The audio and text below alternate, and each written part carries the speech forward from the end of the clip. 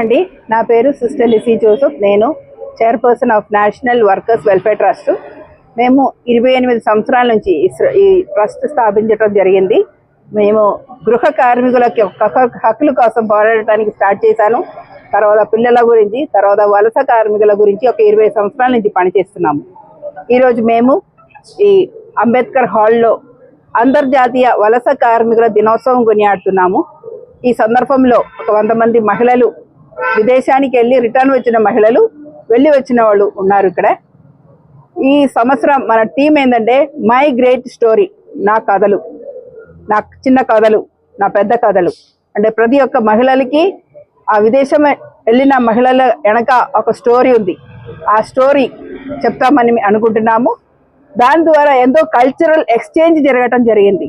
మన దేశంలో ఉన్న వాళ్ళు విదేశానికి వెళ్ళి అక్కడ కల్చర్ నేర్చుకోవటము, మన కల్చర్ని అక్కడ పంచటము, అక్కడ వాతావరణాన్ని మార్పు తీసుకురావటము, ఇక్కడ తీసుకురావటము. ఈ మహిళల ద్వారా ఎంతో మార్పులు వాళ్ళ ఇంటికి, వాళ్ళ కుటుంబానికి వచ్చింది. ఈ మహిళలు, పేద ప్రజలు, ఇల్లు లేకున్న వాళ్ళు, చదువు లేకున్న వాళ్ళు ఈ ప్రాంతం నుంచి విదేశానికి వెళ్ళి వాళ్ళ ఇల్లు పోషించారు, పిల్లల్ని చదివించారు, పెళ్లి చేయించారు, కొందరు భూమి కొనుక్కున్నారు, కొందరు ఇల్లు కట్టుకున్నారు. ఇలా రకరకాల పనులు చేశారు. అది మాత్రం కాదు, వీళ్ళ ద్వారా మన దేశానికి ఫారిన్ ఎక్స్చేంజ్ వచ్చింది. India is number 1. పోయిన 22లో $111 మిలియన్ మన దేశానికి వచ్చింది. ఎక్కడి నుంచి వచ్చింది? గల్ఫ్ దేశం నుంచి. గల్ఫ్ దేశం నుంచి ఈ వలస కార్మికులు వేరే అరబీ రాజ్యంలో వెళ్ళిన వాళ్ళు అక్కడ పెట్టుబడి పెట్టడం లేదు, బిజినెస్ చేసుకోవడం లేదు. వాళ్ళ రక్తాన్ని నీళ్లు చేసుకొని, పని చేసుకొని, కష్టం చేసుకొని వాళ్ళు ఇక్కడ పంపిస్తున్నారు, పైసలు పంపిస్తున్నారు. ఈ సందర్భంలో వలస కార్మికుల దినోత్సవం కొనియాడుతున్న సందర్భంలో మా డిమాండ్ కొన్ని ఉంది. మొట్టమొదటిగా ప్రభుత్వం ఈ వలస కార్మికుల్ని గుర్తించాలని, వాళ్ళ హక్కుల్ని కాపాడాలని, వాళ్ళందరూ కూడా సరియైన దారిలో విదేశానికి వెళ్ళాలని. అంటే దానికి కొంచెం సిస్టమ్ సింపుల్గా చేయాలి. ఎక్కడ ఉంది మైగ్రెంట్ రిసోర్స్ సెంటర్? వలస కార్మికులు వెళ్ళే చోటలో ఒక మైగ్రెంట్ రిసోర్స్ సెంటర్ పెట్టాలి. వాళ్ళకి అవగాహన ఇవ్వాలి, వాళ్ళకి ట్రైనింగ్ ఇవ్వాలి, సర్టిఫికేషన్ చేయాలి, కొంచెం ప్రీ డిపార్చర్ ఓరియంటేషన్ ఇచ్చి వాళ్ళని పంపిస్తే అప్పుడు వాళ్ళు మంచిగా అక్కడ పని చేసుకోవచ్చు, క్షేమంగా వెళ్ళి లాభంగా రావచ్చు. దీనికోసం ప్రభుత్వం ఇప్పుడు నిర్ణయించుకోవాలని మేము మా డిమాండ్. దాంతోపాటు ఇప్పుడు వచ్చే ఎలక్షన్లో వలస కార్మికుల్ని గుర్తించాలని, వాళ్ళ డిమాండ్ని గుర్తించాలని మేము డిమాండ్ చేస్తున్నాము వచ్చే పంచాయతీ ఎలక్షన్లో. అలాగే చీఫ్ మినిస్టర్ గారికి, వాళ్ళ కొడుకుకి, అందరికీ వలస కార్మికుల గురించి తెలుసు. వాళ్ళకు APNRT పెట్టారు, హోమ్ క్యాప్ పెట్టారు, కానీ సరిపోదు, ఇంకా ముందుకెళ్ళాలి. అంటే ఆ పెట్టినది ఎవరి కోసం? కింద స్థాయిలో పేద ప్రజలు, మహిళలు, కింద అంటే SC, ST, BC మైనారిటీ నుంచి వెళ్తున్న ఈ మహిళలు చదువు లేకుండా చాలా కష్టపడుతున్నారు. వాళ్ళకి ఒక అండగా నిలబడాలని మేము డిమాండ్ పెడుతున్నాము. Thank you. అందరికీ నమస్కారం. నా పేరు రమేష్. ఈరోజు NWWT వారి ద్వారా ఏర్పాటు చేసినటువంటి అంతర్జాతీయ వలస కార్మికుల దినోత్సవానికి ఇచ్చేశాను. నేను డాక్టర్ బిఆర్ అంబేద్కర్ కోనసీమ జిల్లా కలెక్టరేట్లో ఉన్నటువంటి కోనసీమ సెంటర్ ఫర్ మైగ్రేషన్ మేనేజర్గా వర్క్ చేస్తూ ఉన్నాను. సో ఈ కోనసీమ సెంటర్ ఫర్ మైగ్రేషన్ అనేది గౌరవ జిల్లా కలెక్టర్ డాక్టర్ రావిరాల మహేష్ కుమార్ గారు మానస పుత్రికగా కోనసీమ జిల్లాలో ఉన్నటువంటి అనేక మంది వలసలు వెళ్ళి అక్కడ పడుతున్న ఇబ్బందులను గమనించినటువంటి కలెక్టర్ గారు ఏదో విధంగా వీరికి సహాయపడాలనే ఉద్దేశంతో మరి మన జిల్లాలో కలెక్టరేట్లో ఒక హెల్ప్ డెస్క్ని ఏర్పాటు చేసి, ఒక టోల్ ఫ్రీ నెంబర్ని ఏర్పాటు చేసి, ఇది ఎవరైతే వలస వెళ్తున్నారో వారందరికీ కూడా అవగాహన కల్పించి, పూర్తి అవగాహనతో వారు బయటకు వెళ్ళడానికి ఏర్పాట్లు చేయడం అనేటువంటిది జరిగింది. మీ అందరికీ జిల్లా కలెక్టర్ వారి తరఫున మేము విజ్ఞప్తి చేసేది ఏంటంటే, ఈరోజు అంతర్జాతీయ వలస కార్మికుల దినోత్సవం కాబట్టి ఈ దినోత్సవం రోజు మీ అందరికీ గౌరవ జిల్లా కలెక్టర్ వారి తరఫున సేఫ్ మైగ్రేషన్ అనేది ప్రతి ఒక్కరూ కూడా పాటించాలి. ప్రతి ఒక్కరూ కూడా ఏ దేశానికి వెళ్తున్నారో ఆ దేశానికి సంబంధించినటువంటి వివరాలు పూర్తిగా తెలుసుకుని ఏ నకిలీ ఏజెంట్ చేతిలో మోసపోకుండా, ఇబ్బంది పడకుండా ఉండాలని మీ అందరికీ కూడా జిల్లా కలెక్టర్ వారి తరఫున విజ్ఞప్తి చేస్తూ ఉన్నాం. అదేవిధంగా మేము NWWT, అదేవిధంగా APNRT, అదేవిధంగా ఆంధ్రప్రదేశ్ ప్రభుత్వం ఇటువంటి అనేకమైనటువంటి సంస్థల ద్వారా మేము పనిచేస్తూ అనేక మందికి మరి ఇప్పటి వరకు కూడా చాలా మందికి ఉపయోగపడ్డాము. ఈ రాబోయే రోజుల్లో కూడా ఈ కోనసీమ సెంటర్ ఫర్ మైగ్రేషన్ అనేక మందికి సహాయపడుతున్న ఉద్దేశంతో ఈ కార్యక్రమాన్ని ఇంకా ఇటువంటి అవగాహన కార్యక్రమాల్లో NWWT APNRT వంటి సంస్థల ద్వారా ఏర్పాటు చేసినటువంటి కార్యక్రమాలకి విచ్చేస్తూ మరి మేము కూడా అవగాహన కార్యక్రమాలు చేస్తా ఉన్నాం. అందరికీ కూడా మరొకసారి అంతర్జాతీయ వలస కార్మికుల దినోత్సవ శుభాకాంక్షలు తెలియజేస్తున్నాం. Thank you one and all. అందరికీ నమస్కారం. Andhra Pradesh non resident Telugu society ప్రభుత్వ రంగ సంస్థ ప్రవాసాంధ్రుల సంక్షేమం, అభివృద్ధి, భద్రతే భాగంగా గౌరవ ముఖ్యమంత్రి వర్యులు శ్రీ నారా చంద్రబాబు నాయుడు గారి మార్గదర్శకత్వంలో, అదేవిధంగా వేమూరి రవికుమార్ గారి అధ్యక్షతన ప్రవాసాంధ్రులకు వివిధ రకాల సేవలు అనేది అందిస్తుంది. అందులో ముఖ్యంగా ప్రవాసాంధ్ర భరోసా బీమా. ఇది గల్ఫ్లో నివసిస్తున్న కార్మికులు లేదా ఉద్యోగస్తులు, ఇతర దేశాల్లో ఉంటున్న స్టూడెంట్స్కి ఆంధ్రప్రదేశ్ ప్రభుత్వం అందిస్తున్న బీమా పథకం ప్రవాసాంధ్ర భరోసా బీమా. అతి తక్కువ ప్రీమియంతో రాష్ట్ర ప్రభుత్వం అందిస్తున్న బీమా పథకం. కేవలం 590 రూపాయలు 3 సంవత్సరాలకి ఉద్యోగస్తులు, వలస కార్మికులు ఈ బీమాను పొందవచ్చు. అదేవిధంగా విద్యార్థులైతే 218 రూపాయలకి ఈ బీమాని పొందవచ్చు. వలస కార్మికులకి, ఉద్యోగులకి అయితే 10 లక్షల రూపాయల ప్రమాద బీమా, అదేవిధంగా 1 లక్ష రూపాయల వరకు medical insurance coverage, maternity benefit అనేది ఉంటుంది. 50,000 వరకు సిజేరియన్ అండ్ 35,000 రూపాయల వరకు నార్మల్ డెలివరీ అయితే ఎవరైతే మహిళా ఉద్యోగస్తులు ఉంటారో వాళ్ళకి ఈ మెటర్నిటీ బెనిఫిట్ అనేది అందజేయడం జరుగుతుంది. అదేవిధంగా అనుకోని కారణాల వల్ల చనిపోయినప్పుడు వాళ్ళ డెడ్ బాడీని ఇండియాకి తీసుకురావడం, ఇట్లాంటివన్నీ ఇన్సూరెన్స్లో కవర్ అవుతాయి. సో తప్పకుండా అందరూ ఇన్సూరెన్స్ స్కీమ్ని ఎవరైతే గల్ఫ్లో నివసిస్తున్న వాళ్ళు, కార్మికులు కానీ, డ్రైవర్లుగా కానీ, మేట్స్గా కానీ ఎవరైతే ఉంటున్నారో వాళ్ళందరూ ఈ బీమా పథకాన్ని పొందాలని కోరుతున్నాము. అందరికీ నమస్కారం అండి.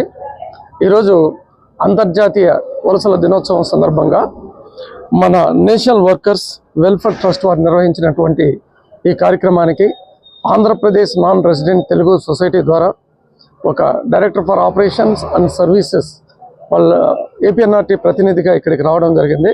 అదేవిధంగా మన నరేష్ కుమార్ గారు అక్కడ ఉన్నటువంటి వ్యవహారాలని టీమ్ లీడర్గా ఇన్సూరెన్స్ని ఇవన్నీ చూస్తారు కాబట్టి అందరం ఇక్కడికి వచ్చేసి ఈ కార్యక్రమాన్ని జయప్రదం చేయాలని, అదేవిధంగా ప్రజల్లో కొంత అవేర్నెస్ తీసుకురావాలనేటువంటి విషయాన్ని కూడా మనం ఇక్కడికి వచ్చి తెలియజేయడం జరిగింది. ముఖ్యంగా ఇక్కడ మెయిన్ కాన్సెప్ట్ ఏంటంటే ఈ గల్ఫ్కు వెళ్ళాల్సినటువంటి ప్రతి ఒక్కరు కూడా ఏదైతే ఇక్కడి నుంచి పోవాలనుకుంటారో సింపుల్గా ఫేక్ ఏజెంట్ల గురించి చెప్పేటటువంటి మాటలు నమ్మకుండా APNRT ద్వారా మీకు ఎవరైతే పిలిపిస్తారో, వీసాలు తెచ్చిస్తారో, లేకపోతే గల్ఫ్కి రావాలా లేదా ఇతర దేశాలకు రావాలని ఆఫర్ చేస్తారో వాళ్ళ మాటలు మీరు నమ్మొద్దు. ప్రతి ఒక్క విషయం కూడా APNRTతో చర్చించిన తర్వాత వాళ్ళు సూచనలు, సలహాలు ఇస్తారు. ఈ వీసా ఫేక్దా, లేకపోతే ఏజెంట్ ఫేకా, లేకపోతే ఏ విషయాన్నైనా వాళ్ళు ధృవీకరించిన తర్వాత మీకు మార్గం వచ్చేసి సుగమం చేస్తారు.